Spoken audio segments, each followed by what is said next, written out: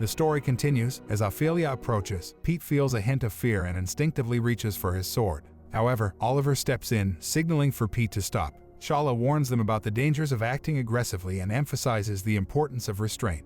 Ophelia shows her dislike for Cyrus, questioning his habit of attacking everyone he meets. In response, Cyrus implies that Ophelia seeks attention from different men and even insults her, saying she belongs to a questionable lifestyle. This angers Ophelia, and she starts making threats. Amidst their argument, Cyrus and Ophelia engage in a magical battle, summoning powerful creatures. Cyrus conjures a bone monster, while Ophelia mysteriously creates her own monster. Seeing an opportunity to escape, Oliver advises the group to run, but Cyrus blocks their path with his magical bones. Suddenly, Hibia appears on the other side of the barrier and senses danger. She warns them about the hazardous area they are in. Ignoring the warning, Cyrus continues attacking Ophelia's monster, unintentionally allowing Hibia to break the bone wall and free them. Hibia promises to protect them and urges them to retreat, cautioning that things will get chaotic when she joins the fight. Meanwhile, the upperclassmen are too engrossed in their own intense duel to pay attention to the unfolding events around them. Oliver is both intrigued and puzzled by Hibia's mysterious words, suggesting that those who escape death will eventually meet their end. Despite his concerns, Hibia charges ahead, irritating Oliver. Fortunately, Alvin, the student supervisor, steps in with a well-timed fire spell, ending the conflict and rescuing the freshmen. Alvin emphasizes the importance of recruiting new students in the right way, which frustrates Cyrus, who believes Alvin relies too much on magic before explaining himself. Another senior named Carlos arrives to ensure the situation is handled properly. Alvin informs Ophelia and Cyrus that they will face consequences later, prompting them to back down. Carlos reveals that Ophelia and Cyrus were merely curious about their group. Outside, Katie expresses her deep concern for Hibia, who apologizes for her actions. However, Oliver is upset and confronts Hibia about her seemingly reckless desire for death. He questions her motives and why she yearns for her own demise so intensely. Rejecting simple explanations like ignorance or a thirst for adventure, Oliver insists on understanding her true reasons. Chella intervenes, offering comfort to Oliver by placing a hand on his shoulder, and she also expresses her curiosity about Hibia's mindset. Chella urges Hibia to explain her feelings further. Hibia confesses that she lacks strong attachment to life and wonders if she is truly living at all. Hibia recounts a harrowing tale from a year ago when she fought for her lord on the battlefield.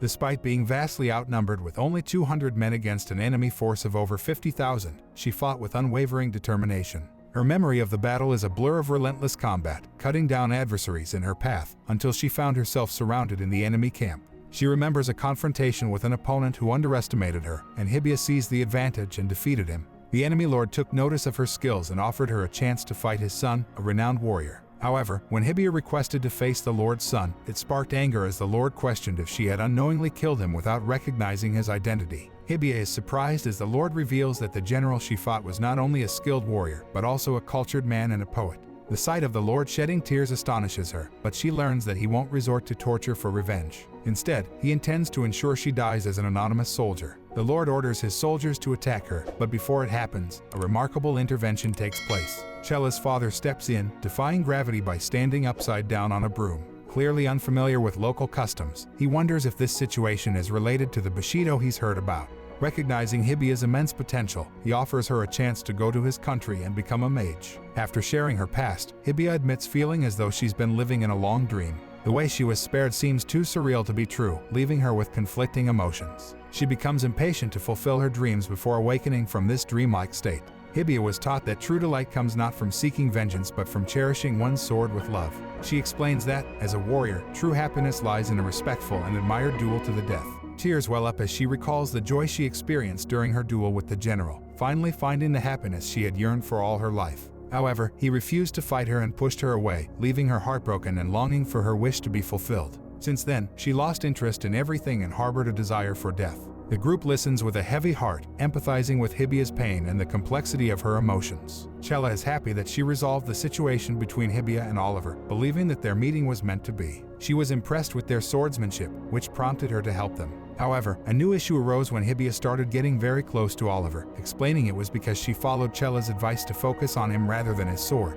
Blushing, Oliver admits he didn't intend to be so close, and when Hibia asks if he's bothered by it, he shyly allows her to continue as she pleases. The boys tease him, saying he doesn't seem upset, which makes Katie jealous. She cautions Hibia that their closeness could be perceived as improper due to their opposite genders, leading to more teasing from the boys. Unfazed by the teasing, Hibia smiles and finds it amusing.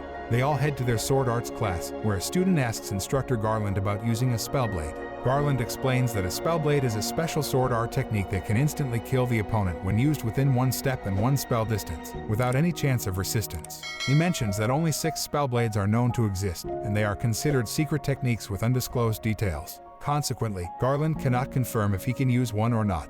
When the students ask about hints or the outcome of a battle between 2 spellblade users, Garland dismisses further discussion, claiming he was just buying time for class. The allure of these mysterious spellblades leaves the students intrigued and eager to learn more. Hibiya is curious about the spellblade techniques and asks Oliver if he knows about them. Oliver admits he's only learned what the instructor shared and suggests they all practice together since they're on the same level. Suddenly, an annoying guy interrupts, complaining that Hibiya and Oliver are talking instead of training, implying they don't need practice. Oliver clarifies that they do need to train. The annoying guy questions if he's at their level, but Oliver clarifies he's not trying to pick a fight. The guy twists Oliver's words, claiming he's accusing him of slacking. Chella steps in, telling the annoying guy he's embarrassing himself. He defiantly tells her to stay out of it and challenges Oliver to a practice duel to prove himself. As Oliver prepares to accept the challenge, Hibiya stops him, sensing his lack of determination to fight seriously. She doesn't want to see Oliver lose unless he gives his all. In the end, they decide not to fight, and Chella later explains that she and the annoying guy grew up together. He always felt overshadowed by comparisons to Chella and sought validation. Later, Pete informs the group that Katie ran away after hearing about the school's plan to execute the troll from before. They hurry to her location and witness an instructor attacking her, mocking her family's history of protecting demi-humans. The instructor is in a rush to execute the troll, claiming it poses a threat to students. Katie insists on talking to the troll to prevent harm.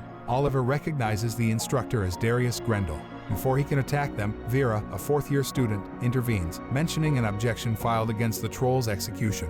Instructor Garland arrives and reveals that torture spells on students were banned 5 years ago. He announces a thorough investigation into the parade incident, and the headmistress decided to spare the troll's life. Darius chooses to spare the troll's life, but he warns that if the troll lives, he will kill Katie. Despite Katie's attempt to respond, she's still in pain from the spell. Chella uses a spell to ease her discomfort, and Vera introduces herself as a defender of demi-human rights. They resolve the situation and start heading back. However, they receive a letter from the annoying guy, who now challenges Oliver and Hibiya to a duel. This brings an end to our episode. If you enjoyed it, then don't forget to like, share, and subscribe our channel, Annie Explainer.